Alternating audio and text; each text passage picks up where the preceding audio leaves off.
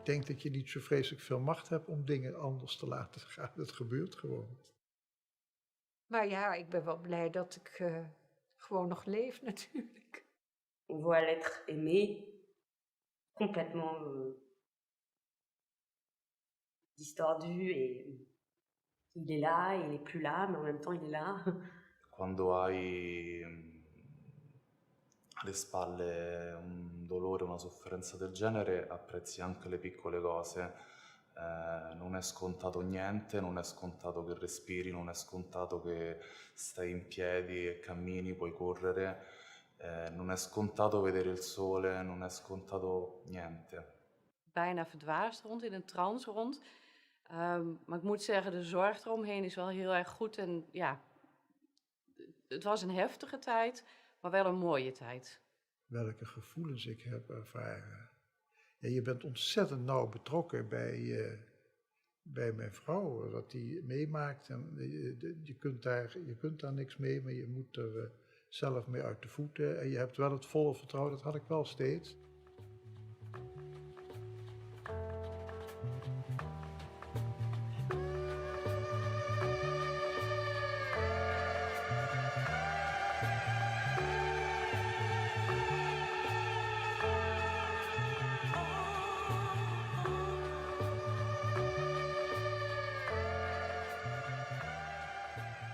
Io sono un medico di terapia intensiva, non un rianimatore, nel senso che lavoro con i neonati, quindi mi occupo di tutt'altra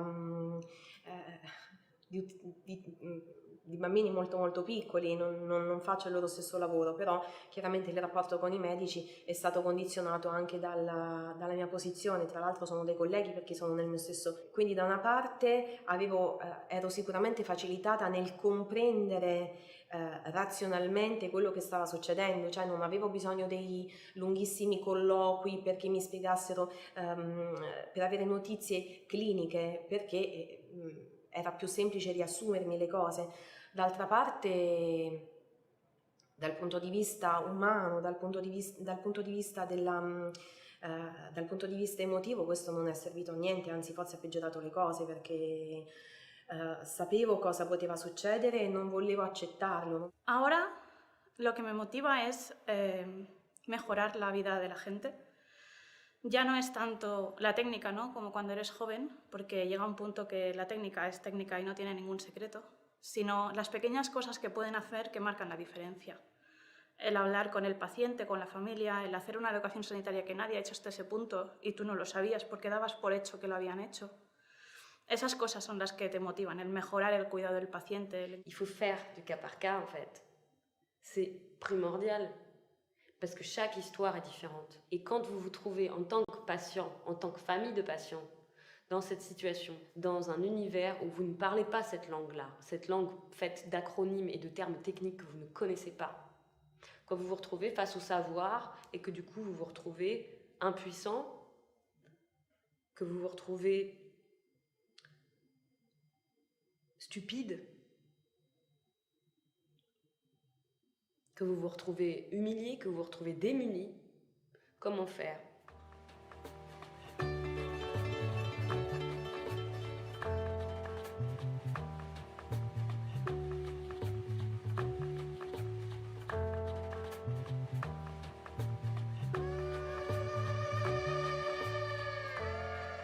Jokainen lääkäri varmaan pelkää komplikaatiota tai jotakin, että mitään ei hiffaa jotain juttua, mitä olisi pitänyt hiffata, joskin siinäkin auttaa se, että harvoin tekee yksin koko päivää töitä. Nämä tuli nyt äkkiseltään mulle mieleen.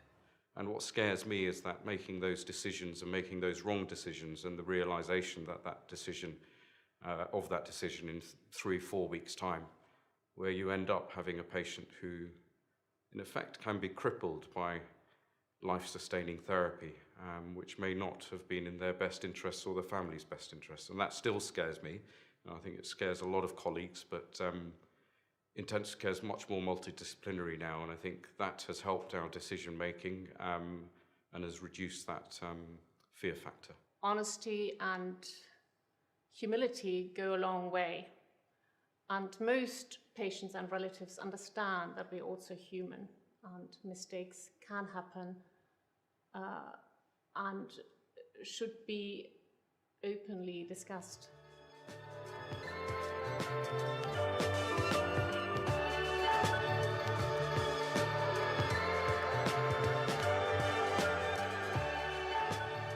Οι ασθενείς όμως έρχονται σε επαφή με εμάς, ιδιαίτερα αυτοί που βγαίνουν από το νοσοκομείο, πηγαίνουν σε κέντρα αποκατάστασης και ύστερα από πάρα πολύ καιρό έρχονται να μας συναντήσουν, γιατί ξέρουν τα πρόσωπά μας, τις φωνές μας, τον αγώνα που δίνουμε μέσα στο χώρο για να καταφέρουμε να τους σώσουμε, να επιβιώσουν και έρχονται να μας δουν, να μας γνωρίσουν από κοντά, να τους δούμε κι εμείς. Together with my colleagues, in particular the nursing colleagues, we arranged a wedding for a patient who was at the end of his life and had decided to marry his long-term partner before he later died. And it was very moving to be part of this very special event in the intensive care unit. It's a real privilege to be able to support a patient and their family through that, what I hope is the worst thing that ever happens to them in their lives, to be able to support them through that, hopefully to recovery, or to support them through managing a dignified death. Il faut ramener la vie. Pourquoi est-ce que tout est si blanc et voire gris? Pourquoi est-ce que ce lino couine autant sous les crocs des médecins? C'est insoutenable. Pourquoi est-ce que tout est autant aseptisé? C'est pas 3 photos qui vont empêcher les gens de travailler. Moi, je pense que c'est important de ramener de la vie à cet endroit où on se trouve à la frontière d'eux. Au bord d'eux, on se trouve dans une espèce de no man's land où on sait pas sur quoi ça va déboucher, quoi.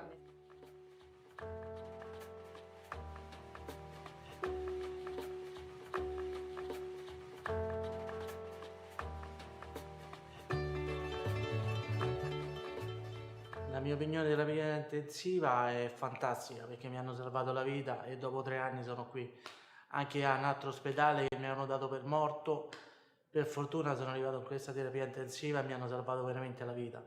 Solo belle cose possono uscire dalla mia bocca, ovviamente, perché senza di loro non sarei qui, ripeto, non sarei qui oggi. Intensive care medicine allows me to learn something new every day. So every day I meet colleagues and I hear of their new technologies, new advances, and progress in their particular specialty. But most importantly, every day is a different day with new challenges, and I enjoy the interaction with my colleagues and most importantly with patients and their relatives. So it provides a great variety, it's different every day, and it's a specialty where progress is made on a regular basis. Grazie perché mi hanno ricordato anche come si lavora. Cioè, io faccio questo mestiere, lo faccio da tanti anni, ci sono dei momenti in cui sei stanco, in cui hai le tue cose, nel senso che hai la tua vita, hai delle preoccupazioni, però io ero serena quando andavo via, non perché sapevo che non sarebbe morto, poteva morire, poteva star male, ma era nelle mani migliori. Sapevo che era nelle migliori mani e questo mi dava quel minimo di tranquillità che potevo cercare. È giusto che i bambini che mi vengono affidati e i genitori quando vanno a casa possano pensare la stessa cosa. Siamo nelle migliori mani, quindi dobbiamo sempre fare il meglio. Grazie a loro per esserlo il meglio.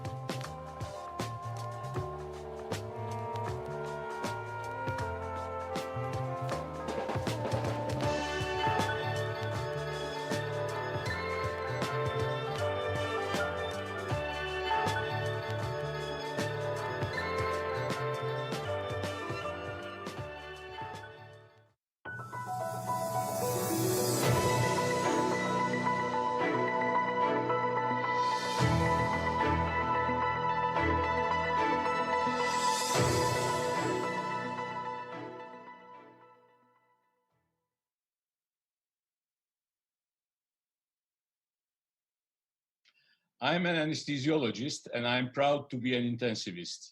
We, intensivists, are working together to fight COVID-19. Together, we are intensive care medicine. I'm proud of being an intensivist. We are fighting COVID-19. Together, we are intensive care medicine. I am an anaesthetist and I'm proud to be an intensivist. We are working together to fight COVID-19. Together, we are intensive care medicine. I am an intensivist and proud of it. Intensivists with various specialty backgrounds work together as a multidisciplinary team to prevent and treat temporary risk of death due to COVID-19.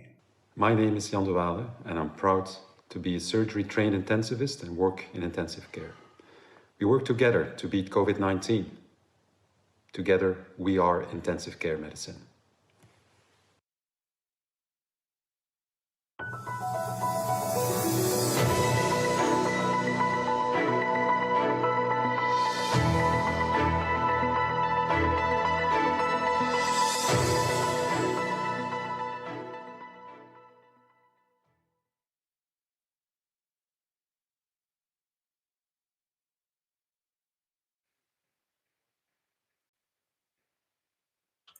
Good afternoon.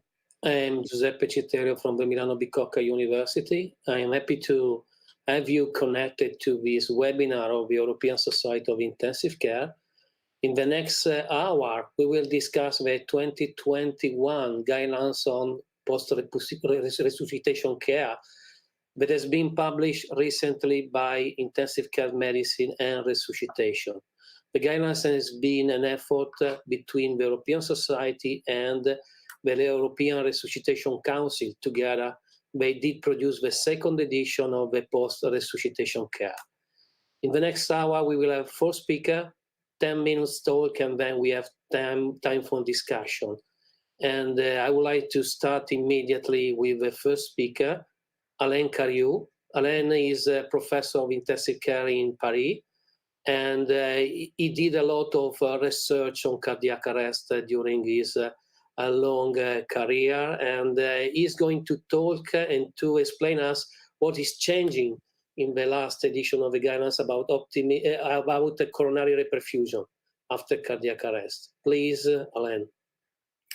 Thank you very much, Giuseppe. Can you confirm that you can hear me? Yeah, absolutely.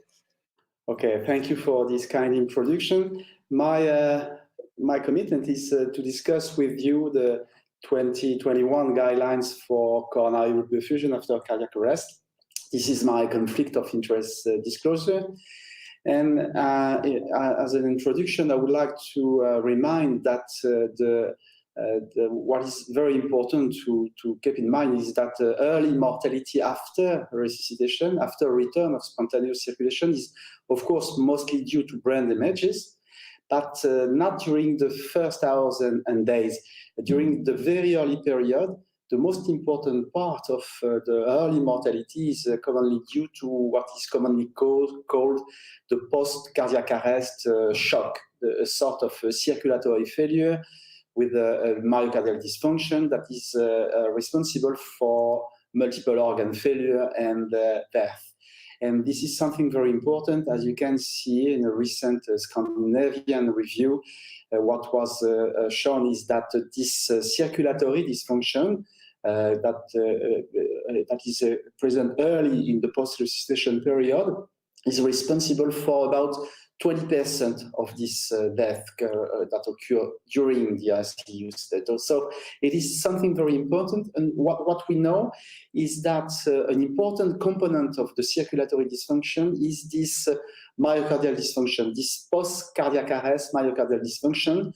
And in animal experiments, we observe that a lot of determinants are responsible for this myocardial dysfunction, but what is a very important determinant is the persistence of the coronary occlusion when it is the cause of the cardiac arrest. And it is easy to understand that if there is a coronary occlusion as a cause of the cardiac arrest, this may, of course, increase and worsen the myocardial dysfunction. So it means that even when looking at human data, and this is a pivotal study that was published nearly 20 years ago, you can see that the persistence of an acute coronary occlusion in the post-resuscitation period is an important determinant of the circulatory dysfunction that may be observed in this early period. And that is probably why a lot of clinical studies, mostly observational and retrospectives, did find very similar results when you do perform a very early coronary angiogram at time of ICU and hospital admission in these patients. And if you find a coronary occlusion and if you treat this coronary occlusion, this is something associated with an improved outcome in these patients. And this was shown in a lot of retrospective studies. The problem with this strategy is that we need to target patients with the highest chance, the highest prevalence of cardiac arrest and the coronary cause of arrest, because the risk is to perform a lot of coronary angiogram in many patients without a chance to find a coronary occlusion to be treated. So if you target patients with an acute coronary occlusion with a return of spontaneous circulation, and STIMI, ST segment elevation on the post-resuscitation ECG, this is really a group of patients with a high prevalence of coronary occlusion. And as you can see here, and it was nicely shown in this systematic analysis published by Nikolaus some years ago, you can see that the treatment of this coronary occlusion in this patient is really clearly and significantly associated with an improved outcome. And during the very recent period, this was associated with a recommendation saying that in these patients with ROSC and clear STIMI on the post-ROSC ECG, we should do an early coronary angiogram, and this was stated in the 2015 guidelines from the European Resuscitation Council and the ERC-ESICM. During the last 5 years, what came is also some statements coming from the European Society guidelines in 2017, and you can see the statement was that primary PCI strategy is recommended in these patients.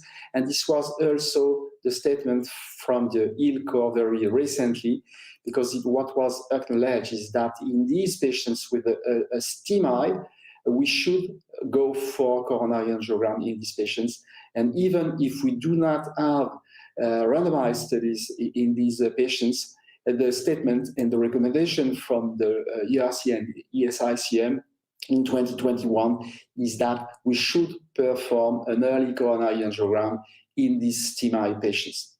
The problem is the other subgroup of patients, those without STIMI, those without ST segment elevation of the post-resuscitation ECG, because we know that in these patients, the prevalence of recent coronary occlusions that requires an early PCI is far lower than in patients with a clear STIMI. In these non-ST segment elevation patients, you can see here that in many studies, it can be seen that no more than 20 to 30% of these patients are with a recent coronary occlusion that require an early PCI. It means also that if you do an early and systematic coronary angiogram in all these patients, you may perform a lot of coronary angiogram without any requirement for an early PCI. And the other statement, the other finding from these retrospective studies was that if you do find a recent coronary occlusion in these patients, even if the prevalence is lower, this treatment, this early treatment, might be also associated with the benefit for these patients. This was not observed in all studies, because in some studies, such as this post-hoc study coming from the TTN trial, there was no clear benefit associated with a systematic early coronary angiogram in patients without ST segment elevation. So all the studies were conflicting regarding results, But at that time, and during the very recent period, we had results coming from randomized and controlled multicentric studies, such as the most important one, which is the COAX study, which was performed in Netherlands, recently published in the New England Journal of Medicine. And in this clinical randomized study, patients were resuscitated from an out-of-hospital cardiac arrest and without ST segment elevations were randomized to have or not, to benefit or not from an early coronary angiogram at time of hospital admission. And as you can see here, the two strategies were very equivalent when comparing an early coronary angiogram and a delayed angiography, which was very similar regarding both mortality and many other outcomes. So these results were also confirmed in another North American clinical trial, the Pearl one, which was recently published in Circulation. And even if there are other clinical studies very similar regarding their design, comparing early and delayed, at that time, it can be said that the two strategy, early and delayed, is very similar regarding outcome in these patients without ST segment elevation. And that's why in the 2021 ERC-ESICM guidelines, experts said that in patients with ROSC, after out-of-hospital cardiac arrest, but without ST segment elevation on the ECG, an urgent cardiac coronary angiogram should be considered, but only on the case-by-case estimations, and probably should be done only in patients with a high probability of acute coronary occlusions, for example, patients with hemodynamic or electrical instability. And with that, I'm very happy to be here with you today, and I'm ready for questions. Thank you very much. Thank you very much, Alain. I think we have time for the question at the end of the 4 talks, and I think is quite an interesting topic, this one about the not ST elevation patient in which there is a weak suggestion and we have to select patient for coronary angiography.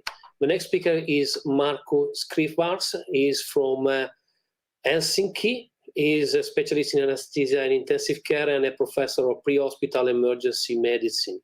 And Marcus is going to present today about optimization of cerebral oxygenation and perfusion, so the target of the resuscitation. Please, Marcus. Thank you very much, Giuseppe, for the opportunity to discuss with you optimizing cerebral oxygenation. I declare some conflict of interest, which are shown here. So in my talk, I'll discuss the specific recommendations in the new guidelines regarding cerebral oxygenation. So in essence, that means oxygen, so PaO2, carbon dioxide, PaCO2, and mean arterial pressure targets. I'll provide the recommended targets, and I present some sort of key pieces of evidence for you to consider. So, of course, as Alain already mentioned, and as we all know as an intensivist, that the key organs that we need to focus on during post-cardiac arrest care is, of course, the heart and the brain. And, of course, with regards to brain, later on, that's the main killer, so hypoxic brain injury. So anything really we can do to alleviate this brain injury is likely to improve outcome for these patients.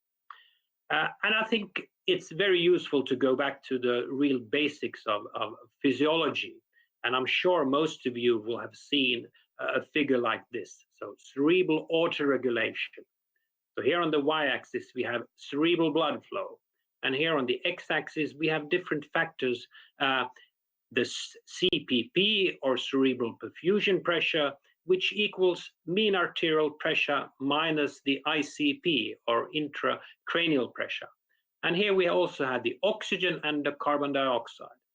And at first we look at this green line here. So that's the relationship between the cerebral perfusion pressure and the cerebral blood flow.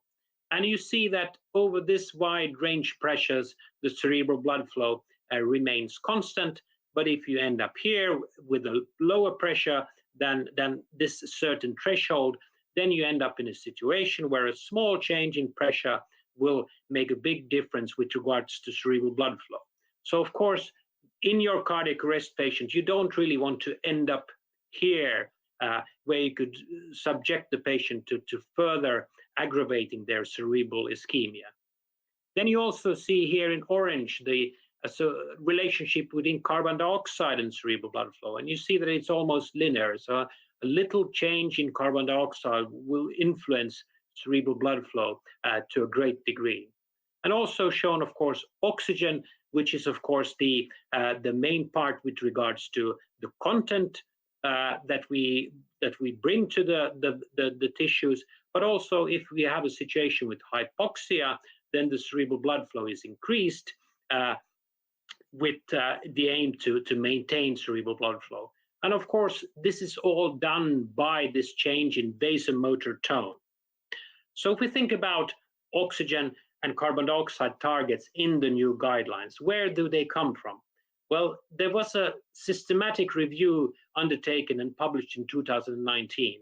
So there was an extensive review of all the published data on optimal oxygen and carbon dioxide targets, of course, including randomized data.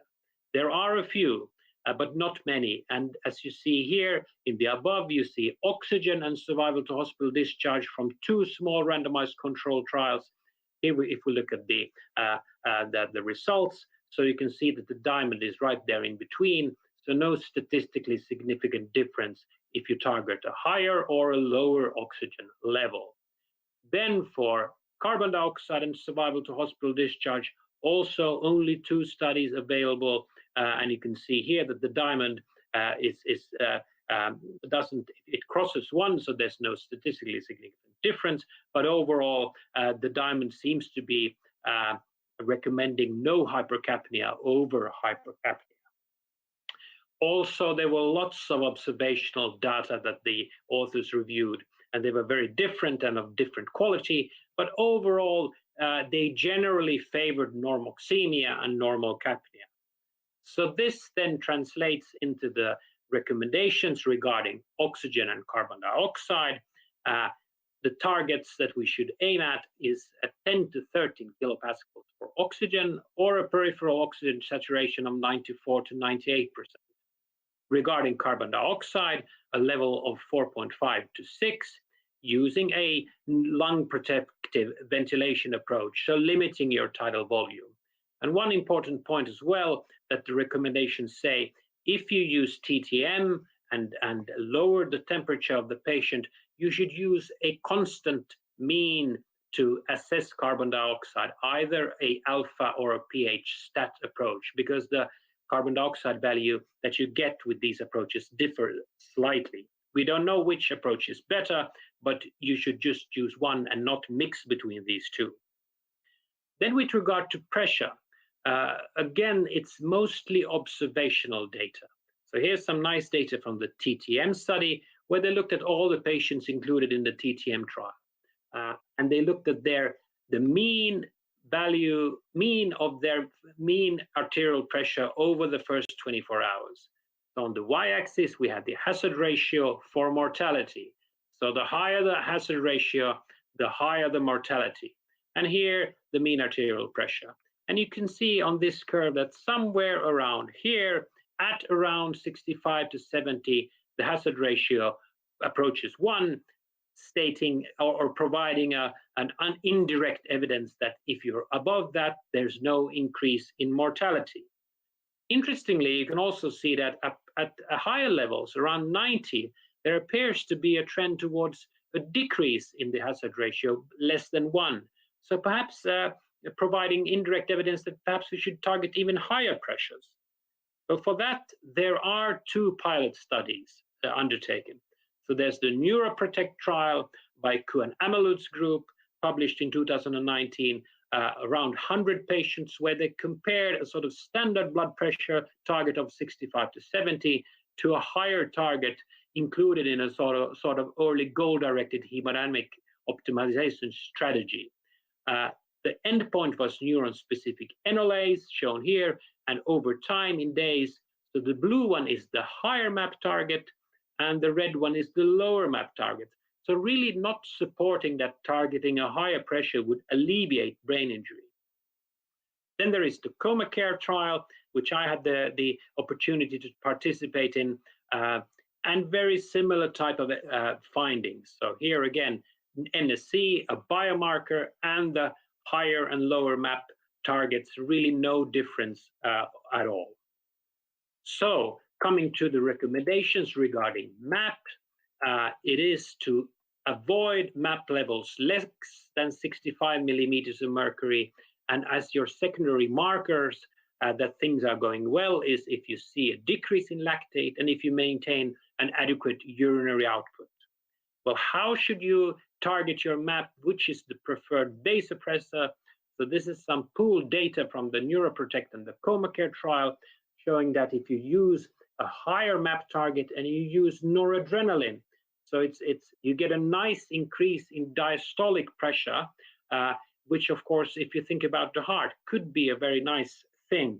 And the other very good thing about using noradrenaline, for example, compared to adrenaline, is that you don't see any major increase in heart rate. So you're able to increase pressure without getting tachycardia. So that, and included with some other data from patients with cardiogenic shock, is the reason why noradrenaline is the recommended vasopressor.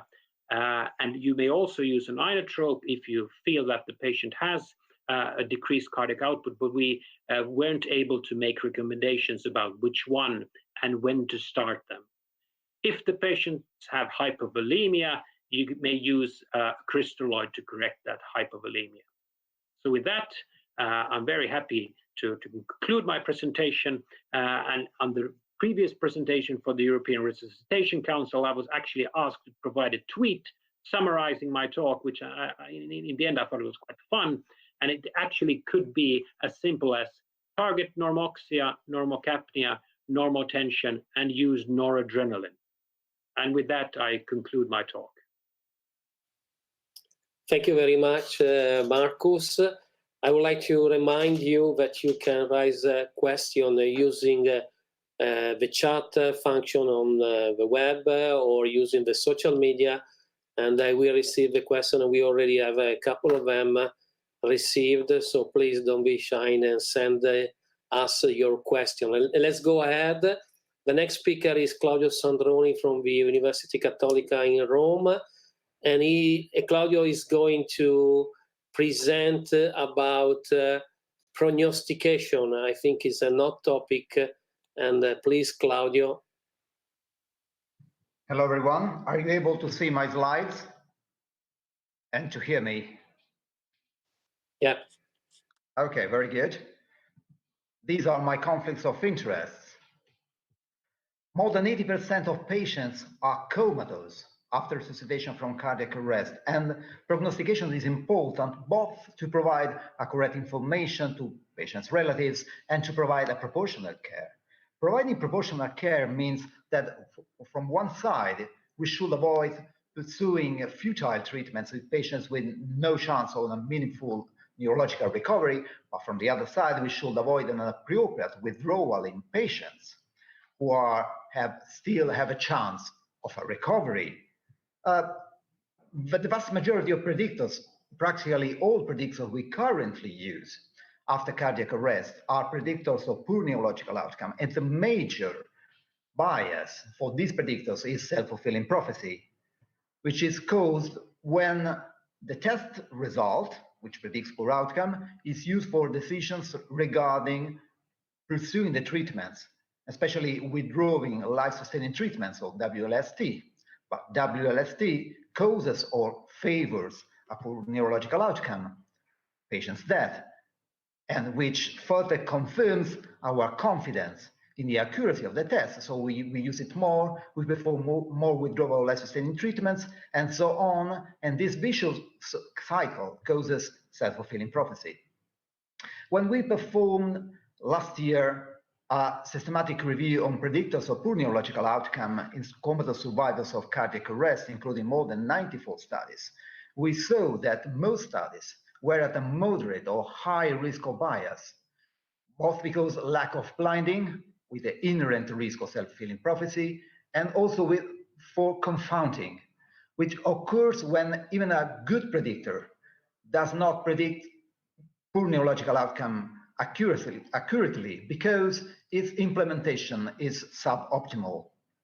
But fortunately, in this review, we also found studies, and this was not found in our previous 2015 review, in which this bias was very reduced, both because of inaccurate blinding, like the study on Stamé et al. On biomarkers, NSC, or also because in some communities, no withdrawal life sustaining treatment was performed, which greatly limits the risk of a self-fulfilling prophecy. And these studies involved EEG, so sensory evoked potentials, and brain CT.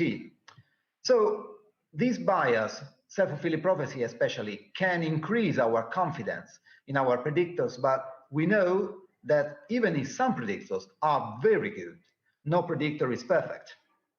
And in the current guidelines, we place the particular emphasis on maximizing patient safety in prognostication, which means, first of all, that we have to choose the most specific predictors, the ones who minimize the false positive rate. We have to combine predictors so that no decision is made on the basis of a single predictor, and we have to optimize implementation, which means reducing confounding. At the very start of our prognostication algorithm, first of all, we have to perform a prognostic balance not earlier than 72 hours after cardiac arrest. First, because the neurological injury from anoxic ischemia is not, quote unquote, mature until 2 to 3 days after cardiac arrest, and also because we have to be far from targeted temperature management so that hypothermia and the effects of drugs who are administered to maintain hypothermia.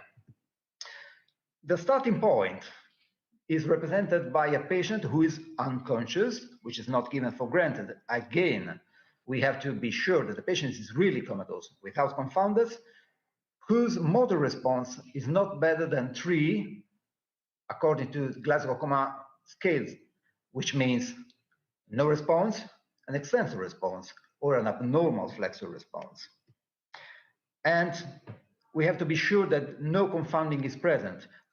There are many confounders for the clinical examination, but the most important of all are analgesic sedation, neuromuscular blockade, respiratory and metabolic derangements, or hypothermia, hypoglycemia, or intense shock. So in a patient who has a motor response no better than 3, who is unconscious without confounders, the poor neurological outcome is predicted when 2 or more predictors of poor outcome are contemporaneously present.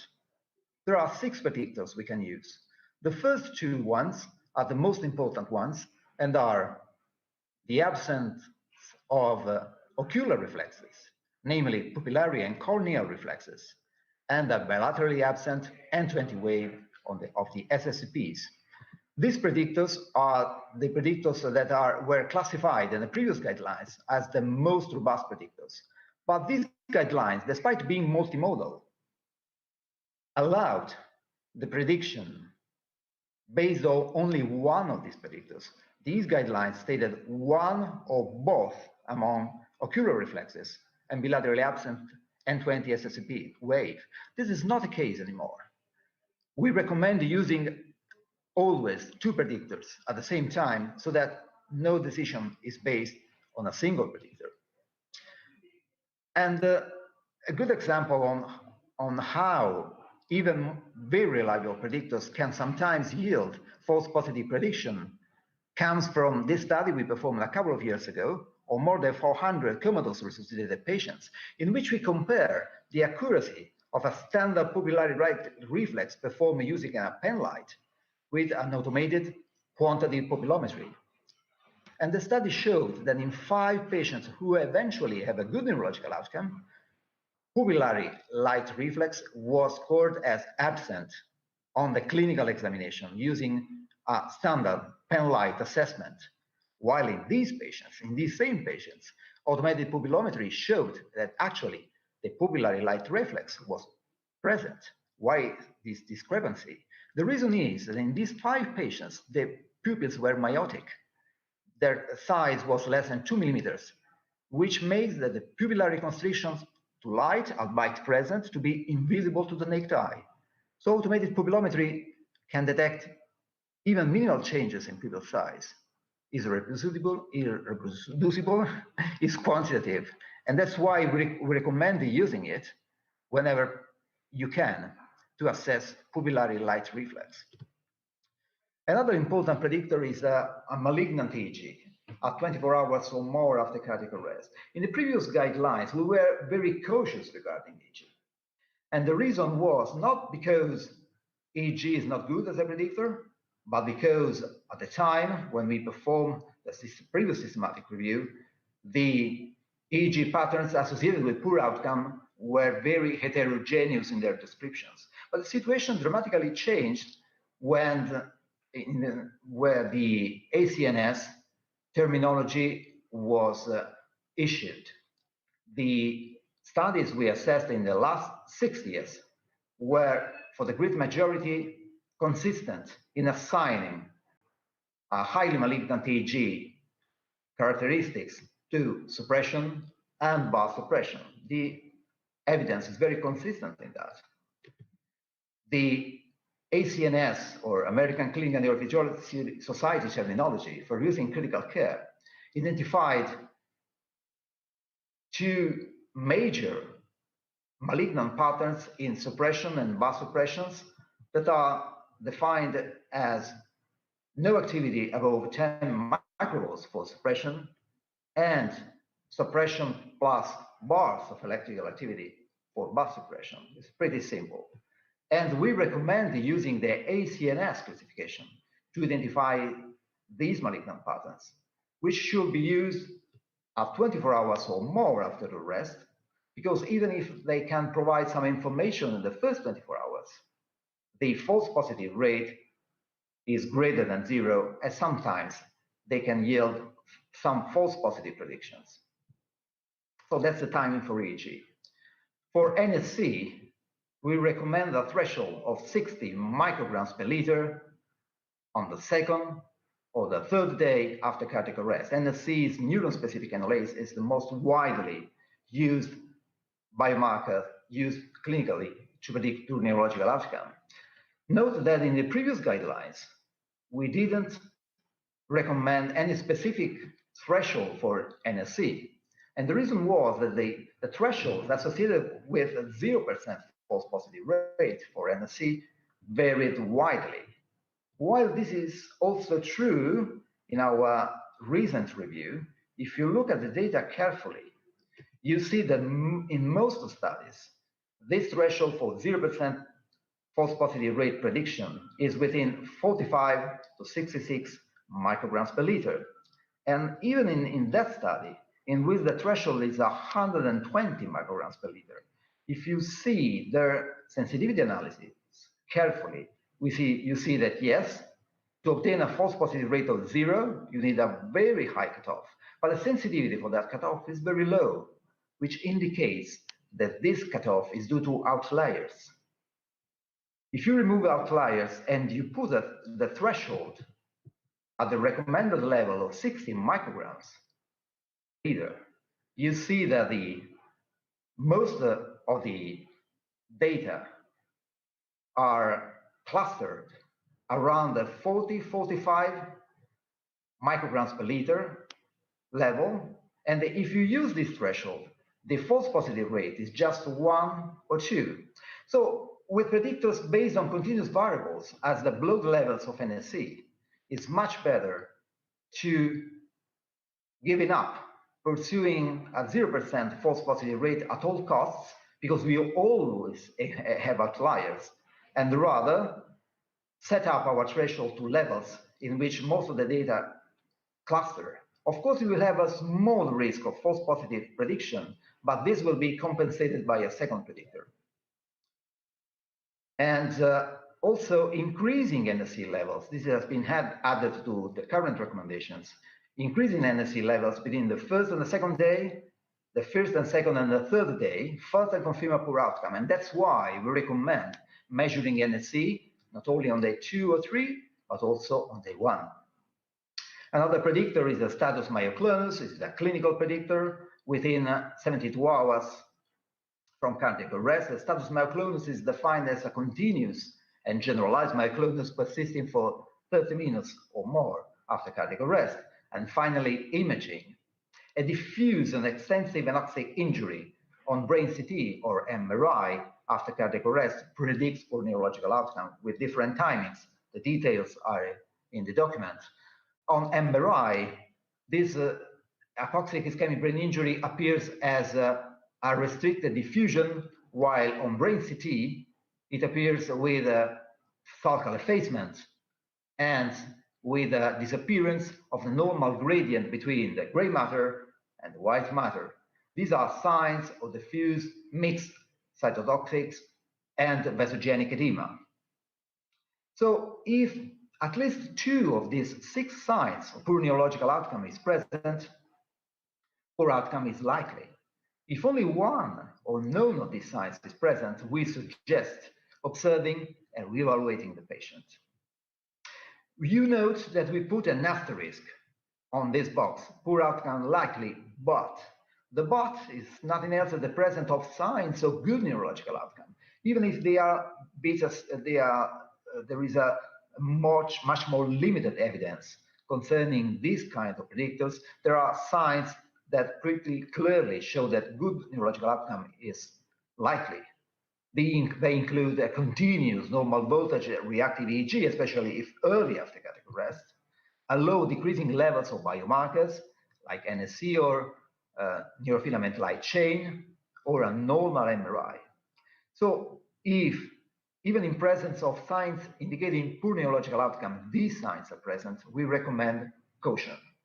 So it's very important that signs are concordant rather than discordant. If signs are discordant, use caution and wait.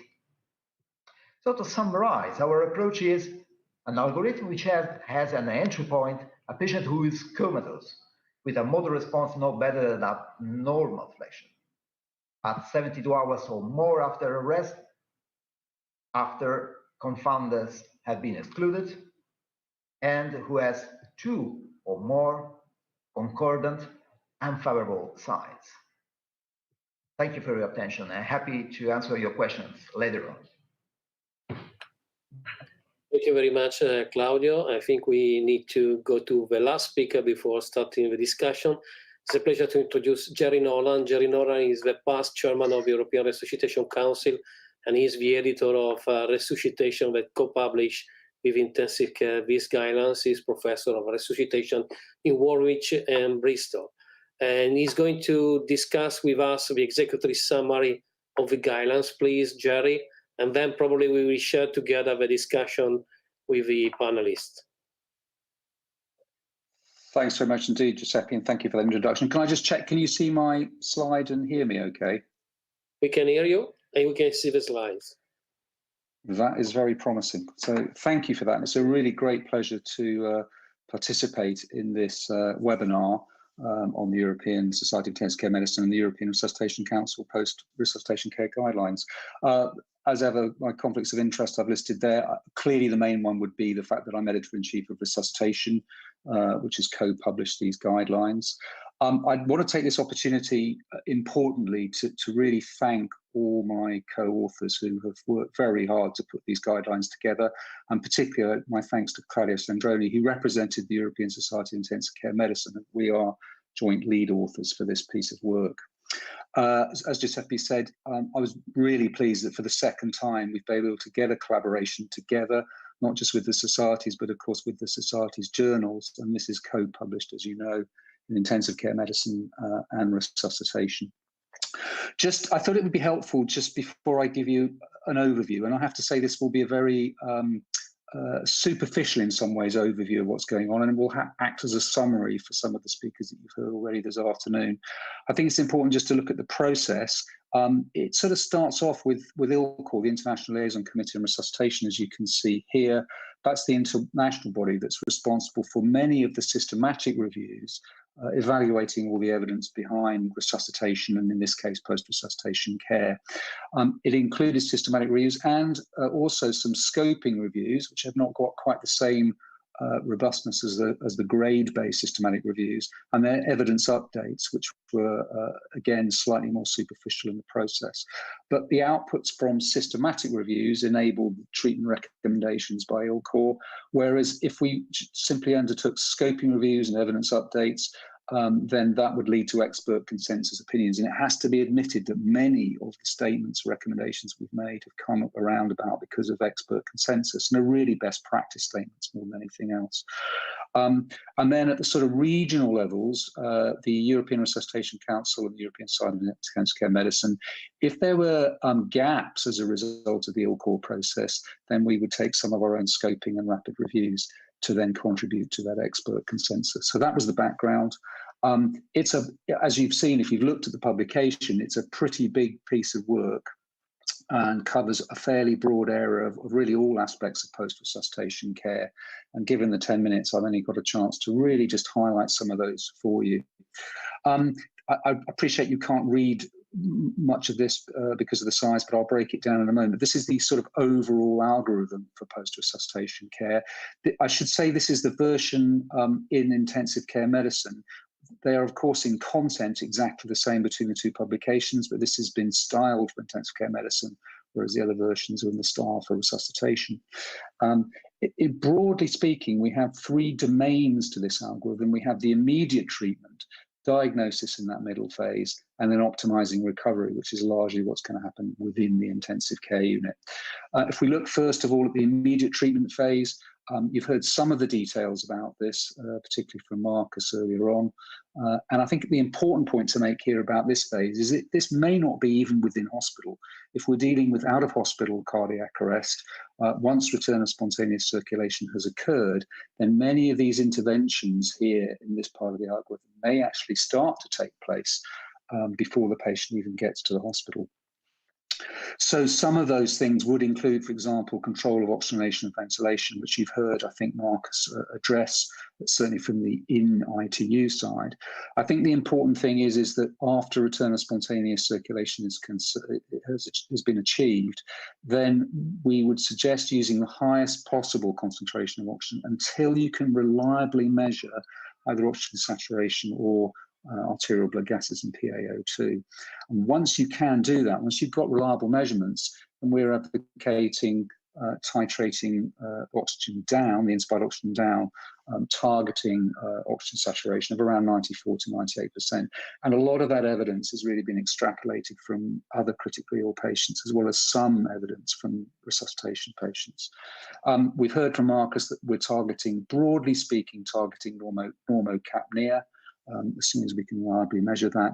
And then the other thing that I don't think has been mentioned yet, another one at the bottom there, is around the use of lung protective ventilation. Now, clearly, there's very limited evidence in post-resuscitation care patients specifically. What evidence there is observational, but we felt it's reasonable to recommend adhering to those practices, largely because in the main, most intensivists will be using protective lung ventilation strategy as a matter of routine.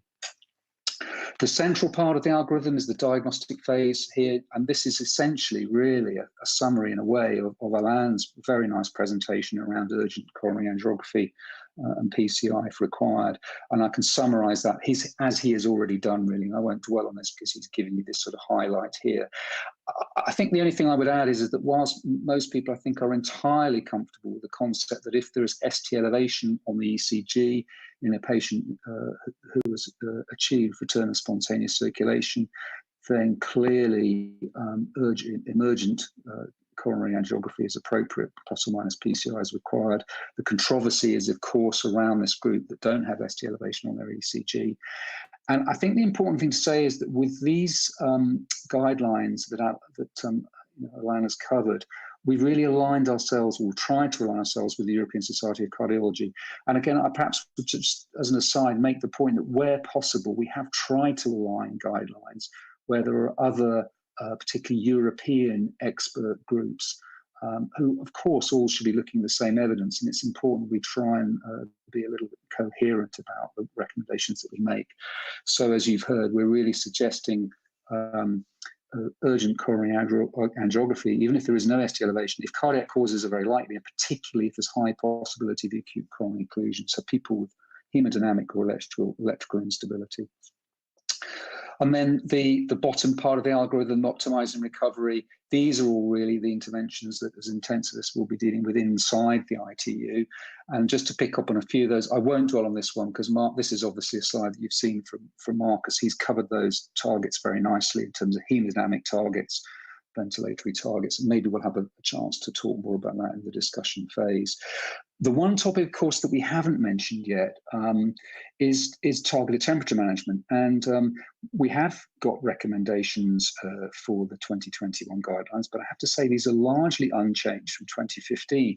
So we are recommending TTM for adults after either out of hospital arrest or in hospital cardiac arrest, and from any arrhythm, whether it be shockable or non-shockable, who remain unresponsive after ROSC.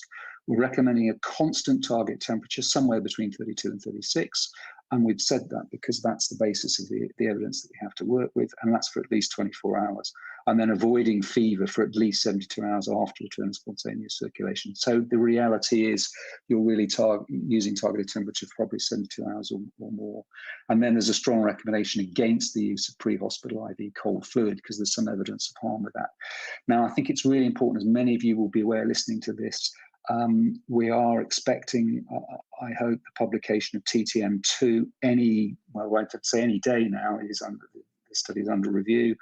I don't know the results of that study, and of course we will need to look very closely. ILCOR will be looking at the results of that, and if that's going to lead potentially to a change in practice, then that data will be assimilated in the context of the existing data, and recommendations will be made. And it may well be that we're in a position of needing to update our guidelines as a result of that study. So watch this space. Treatment of seizures, we have, I'd thoroughly recommend you obviously read the text of the guidelines because these are really the highlights here. But to treat seizures, we're suggesting the use of levetiracetam or sodium valproate as first-line anti-epileptic drugs, as well as, of course, the sedative drugs, particularly propofol, which is, of course, in common use in these patients. And then this time, which I think is relatively new, we've tried to do a little bit more in terms of recommendations for general intensive care management. And most of these, as you scan through here, are derived, of course, from critically ill patients in other contexts. We've got some data around the use of short-acting sedatives and opioids in post-resuscitation patients, and that's, of course, largely so that we can switch that sedation off and try and get reliable clinical examination and therefore prognostication as early as possible. We are advocating the use of stress ulcer prophylaxis and DVT prophylaxis, as we would really with any critically ill patients. And there's a recommendation there for a target glucose, which is basically in line with the American Diabetes Association, which is probably one of the international bodies that's actually published a target range for critically ill patients in general. I think key though is that we obviously want to avoid hypoglycemia, as you can see. We are suggesting it's very reasonable to start enteral feeding at least at low rates, even during TTM, and then increase those as required after TTM. And we do not recommend the use of prophylactic antibiotics routinely. Of course, there are individual cases, such as those that have got obvious heavy aspiration, where antibiotics would be appropriate. We've heard a really excellent presentation from Claudio in relation to prognostication. I'm merely showing you this algorithm because that summarizes what Claudia has covered, I think, very nicely already, and hopefully we'll have some discussion about that in the shortly after this presentation. I think what is new in these guidelines, and I'm pleased about this, is that about 3 of the authors have got expertise in rehabilitation of patients post cardiac arrest, and this is an area that I think that we've been very poor at over the years. We're, of course, seeing an increasing number of patients reaching our ITUs now. They represent a substantial amount of our workload. But once they're discharged from ITU and then eventually discharged from hospital, the quality of their follow-up care and rehabilitation care is in many cases really quite poor. And what we're advocating in these guidelines is that these patients should be assessed before discharge so that we can try and understand the likely requirements for rehabilitation afterwards. And then after discharge, they're followed up, they're screened for cognitive or emotional problems, which of course, are sadly very common in these patients. And then the necessary support is provided for the survivors and their families. And finally, the sort of final algorithm I just want to highlight to you, and I appreciate, again, it's going to be very difficult to read the detail of this, but it's really just to point you in the direction of this in the guidelines. And this is around organ donation after cardiac arrest, which is, I think, being recognised. Post-cardiac arrest patients who sadly don't survive are recognised now as a really important source as organ donors. And we're seeing more, a sort of greater and greater proportion, I think, of organ donors coming from this particular source. And I think this algorithm highlights the fact that in some cases, there may be a neurological cause of cardiac arrest. That may be that there's been a substantial intracranial bleed, for example, that has led to the cardiac arrest. And in those cases, there may be cases for actually, they may well develop, of course, brainstem death fairly early on. And then we're recommending, following World Brain Death Project recommendations, and they've been published fairly recently, I think, in JAMA, describing that. And then there's the other pathway, which would go down a pathway of neuroprognostication, potential withdrawal of life-sustaining treatment. And of course, there needs to be considerable thought and discussion before that withdrawal about the potential for DCD and donation. And with that, I thank you very much indeed for listening. Hopefully we'll have some discussion now, but I'd like to finish by thanking my co-authors very much indeed for their contributions to these guidelines. Thank you for your attention. Thank you very much, Jerry, for your presentation. And I think we have an helicopter view of the guidelines. We are inviting all the participants to take a look on both journals to the guidelines, because we will have a lot of details there published that could help understanding how we change some of the suggestion to the clinical colleagues. We have a couple of questions already. I received some of them. I would like to focus starting from Alain, and there is a question about timing of angiography, because a colleague says that some angiographies delay the coronary angiography if there is evidence of if there is no evidence of adequate neurological recovery. I think you already addressed a little bit this topic, and I think you can go answering this question. Thank you, Giuseppe. This was a point that we discussed. Should we recommend something regarding the assessment, the early assessment of neurological outcome in the indication for coronary angiography? And the point was important, but we decided that it was at that time not possible to assess the neurological outcome at time of ICU admission, and that this should not be taken into account in the decision to go for or not coronary angiogram. And this is mostly due to the fact that the evidence is very low in this situation in the very, very first minutes and hours regarding neurological outcome. So at that time, the recommendation is that we do not have evidence for that. Okay, thank you. I think we have many questions. We need to keep the time frame. And the next one is about neuromonitoring. Cerebral oxygenation and EEG should be instituted routinely post-cardiac arrest. What do the speakers do practically in their clinical practice? Claudio, Marcus, do you do EEG in all the patients? When? And do you use any other cerebral oxygenation monitor or something else? Well, I don't use cerebral oxygenation monitoring presently.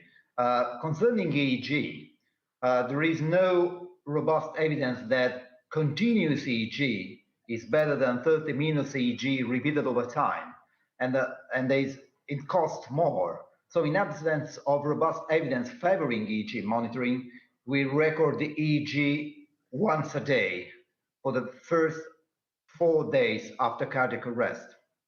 Even if EEG, I would like to remark that, is very accurate in predicting poor neurological outcome after 24 hours from arrest, it's very important to monitor it early, even during the first 24 hours, which is not a blank area. On the contrary, EEG is very good, continuous normal voltage EEG predicts good outcome very well if recorded early. And also, even when there are seizures, which are important for treatment, a continuous seizure, very early, predicts poor neurological outcome. So EEG should be monitored every day, in my opinion. Whether continuous EEG is indicated over 30-minute EEG is questionable. And about cerebral oxygenation, someone of you is using something routinely or not?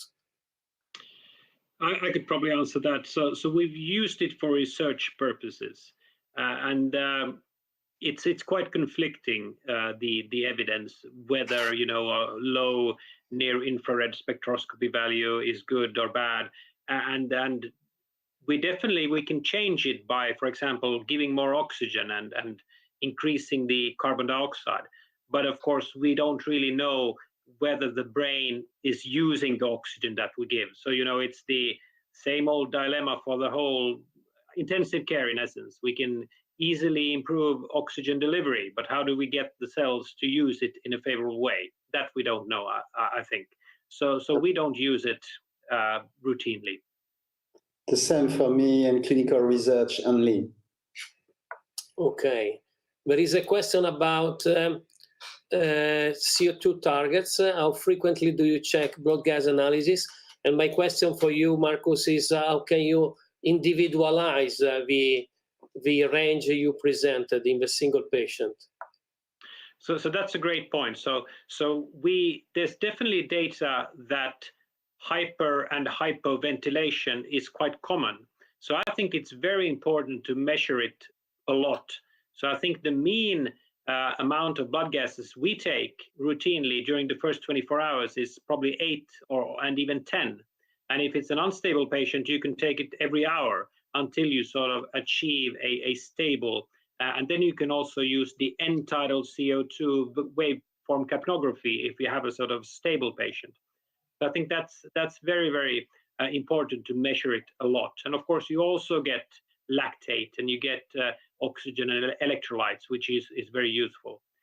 With regards to tailoring your carbon dioxide target for the individual patients, that's a very interesting topic. And of course, there is the TAME trial going on where you randomize patients to a higher CO2 target.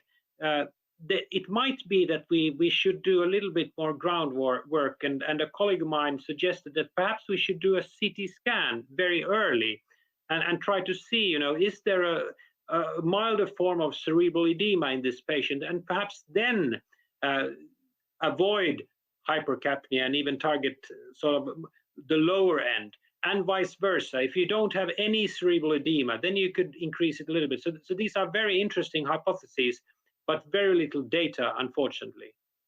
Jerry, a comment from my side to you, that is a wise man. Did you use CT scan not so frequently as we should do in the past, probably in this setting? Or what's your comment about the use of CT scan in this setting? Yeah, that's a very good question, Giuseppe, and I think things have evolved actually with time. I think it's now incredibly common for centres to get a CT very early. I think there are many centres now that want to have a CT even before coronary angiography, and I know that's controversial, and I don't think Alan would necessarily agree with that for all patients, but I think that's the reality of what's happening. So in vast majority of cases, they're getting CT very early on, either before or after they've gone to the cath lab. And then we certainly would commonly use repeat CT to evaluate patients as part of that prognostication. I think the interesting areas we have to look at is if we see early cerebral edema on a very early CT, is there any opportunity to improve outcome for these patients? I don't think we've shown that yet, but I think that's where we need to do quite a lot of work. I think in the guidelines I saw the indication of a CT scan where you don't understand the cause, and I think is an important suggestion to the clinician, and I think could be done more frequently. We have two questions on sedation. The first one, how long we keep patients sedated, and the second one, if we can use volatile sedation anesthetics for like isoflurane in the intensive care unit for protecting the patient. I don't know who wants to answer the duration of sedation or inhalatory agents for sedation. Probably So Marcus. I think there has been. Go on, Marcus. Sorry. So our practice would be to have the patient sedated until you reach normothermia. So that would be 30 hours, 36 hours, and then gradually wake the patient up and see what the patient's like. And then, Jerry, do you want to discuss the volatile agents? Well, only to the extent I'm aware. I think there's some observational data of the use of volatiles in cardiac arrest patients. I don't think we don't know of any evidence of whether or not it's neuroprotective in that context, and it's not something that in my experience is very commonly used.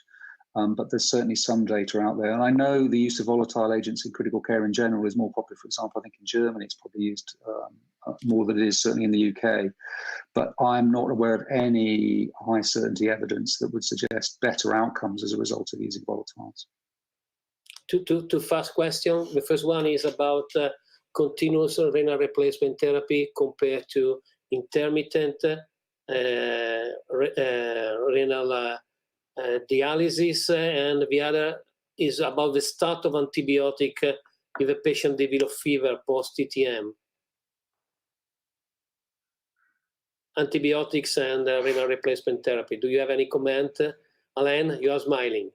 For antibiotic therapy, we had a randomized control study that demonstrated that giving a systematic early antibiotic therapy was associated with the decrease in the prevalence and incidence of early pneumonia, but with no other change in any other outcome, and with the high suspicion that this strategy could be also associated with detrimental effects. So we decided not to recommend a systematic use of antibiotic therapy in these patients.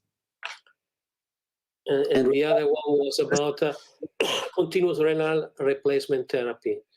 To my knowledge, no evidence to give preference to any or another strategy when comparing this in these patients. And I think it is 5 or 3. We can conclude in a couple of minutes. I have a question about the current evidence-based indication about ACLS, extracorporeal life support. Alain, do you want to say if there is something evidence-based?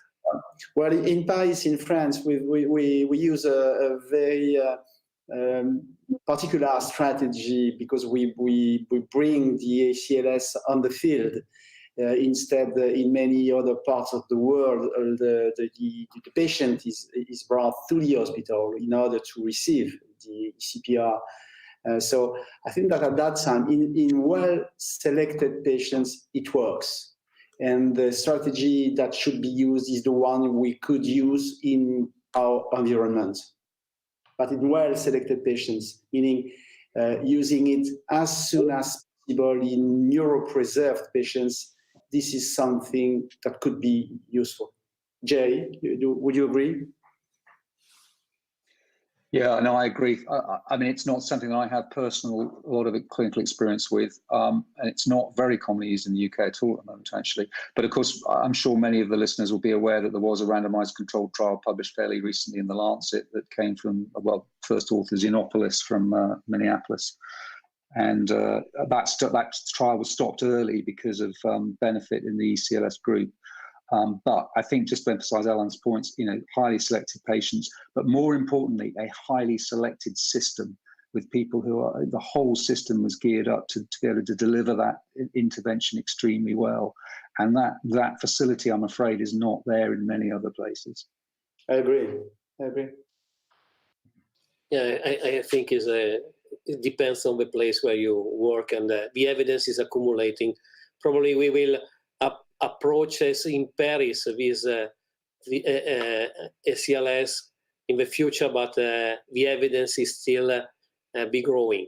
And I would like to thank all of you for the participation. And I will say to Jerry, if you want to conclude, because we published together these guidelines, if you want to say something to the participant about the publication or about reading this publication. Thanks so much indeed, Giuseppe, and thank you for the opportunity to say that. I'm very excited that we did get this collaboration working again for the second time. I think it's really important because we've now got a combination really of representatives of those that are from the resuscitation world of expertise, as well as from the general intensive care world. And it's important that those two groups come together and hopefully produce guidelines that are of genuine practical use. And I hope that those that are listening will just use what you've heard in this last hour to go away, get interested, but please go ahead and read the guidelines. And even actually for those of you with interest, look at some of the references, look at some of the primary research that's fueled those guidelines and decide whether you agree or not with our recommendations and suggestions. And thank you all for listening. I thank you all the participants and also for the work you did for reviewing the literature and to prepare these guidelines. And I hope that the readers and the colleagues will appreciate all the work done. And I will thank also the European Society for hosting this webinar all together. Thank you, Alain. Thank you, Marcus. Thank you, Claudio. And thank you, Jerry. Have a nice afternoon. Thank you, Giuseppe. Take care. Bye.